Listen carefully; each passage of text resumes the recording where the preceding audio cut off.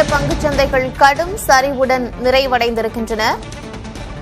முதலீட்டாளர்களுக்கு 13 லட்சம் கோடி இழப்பு ஏற்பட்டிருப்பதாக தகவல் வெளியாகியிருக்கிறது. அண்மை செய்தியை பார்க்கிறோம்.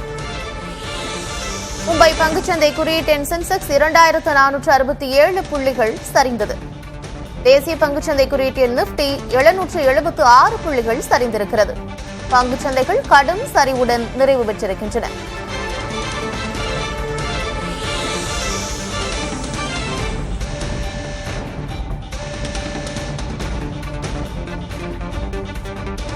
பங்குச்சந்தைகள் சரிவால் முதலீட்டாளர்களுக்கு 13 லட்சம் கோடி இழப்பு ஏற்பட்டிருப்பதாக தகவல் வெளியாகியிருக்கிறது. சென்செக்ஸ் 2467 புள்ளிகள் சரிந்திருப்பதாகவும் நிப்டி 776 புள்ளிகள் சரிந்திருப்பதாகவும் தகவல் வெளியாகியிருக்கிறது.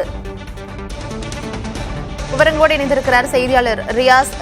உலகளாவிய பொருளாதார சூழல், இந்திய ரூபாய் மதிப்பு சரிவு, இந்த மாதிரியான காரணங்கள் இந்த பங்குச்சந்தை சரிவுக்கு காரணமாக சொல்லப்படுகிறது. தொடர்ந்து இதற்கு பின்னாடி இருக்கக்கூடிய விஷயங்கள் என்னென்ன?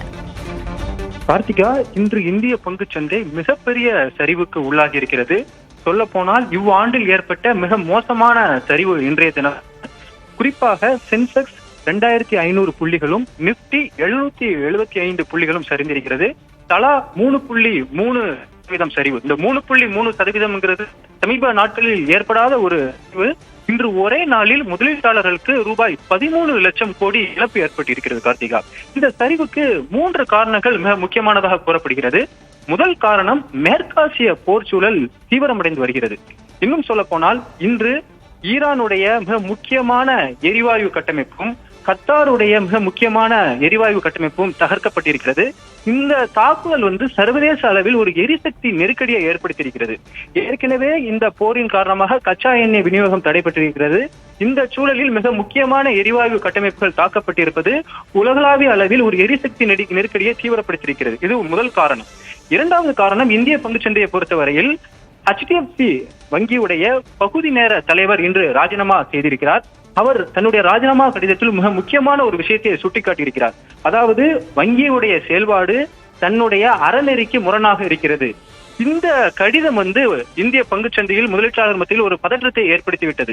ஏனென்றால் அடுத்து வங்கி என்ன நிலைமைக்கு தள்ளப்படும் என்று தெரியாத ஒரு சூழல் உருவானதால் HDFC வங்கி உட்பட பல்வேறு வங்கிகளும் இன்று ஒரு பெரிய சரிவுக்கு உள்ளானது. அதனுடைய எதிரொலியாக ஒட்டுமொத்த பங்கிலும் ஒரு சரிவை பார்த்தோம். இது இரண்டாவது காரணம். மூன்றாவது, இந்திய பங்குச்சந்தையில் அந்நிய முதலீடுகள் தொடர்ச்சியாக வெளியேறி வருகிறது. கடந்த 3 மாதமாகவே அந்நிய முதலீடு வெளியேற்றம் தொடர்ந்து நடைபெற்று வருகிறது.